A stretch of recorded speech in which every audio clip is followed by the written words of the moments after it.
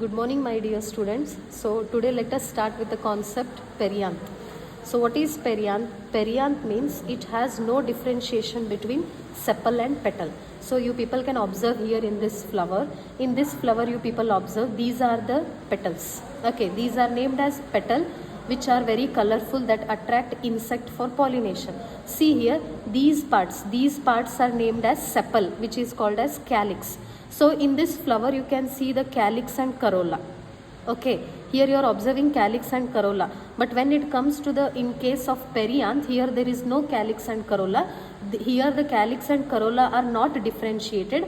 These are termed as tepal. Okay, so here I have mentioned the word as tepal, where it has no differentiation between sepal and petal. Okay, hence they are named as a tepal.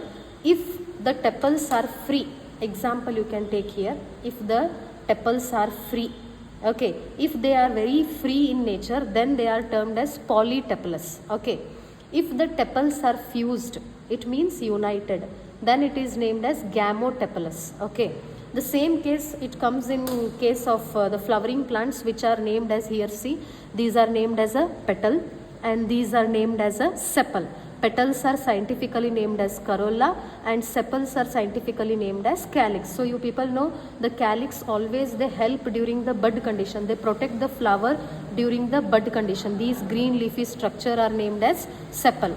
And these are a colorful petal which will attract the insect. Okay, in this case also you see here, you people observe the petals are free here. Okay, the petals are free. If the petals are free, then those are named as polytepalous. Okay, if the petals are free, they are named as polypetalous. If the petals are fused, then it is named as gamopetalous. Okay, so petals free idra polypetalous antivi, petals fused idra gamopetalous antivi. Okay, so ಅದೇ ಥರ ನಾವು sepal ಒಳಗೂ ಕೂಡ, sepal ಒಳಗೂ ಎರಡು type ಬರ್ತಾವ್ರಿ. ಒಂದು ಪಾಲಿಸೆಪಲಸ್ and another one is gamocephalous. It means if the sepals are free, they are polysepalous. If the sepals are fused, they are gamocephalous.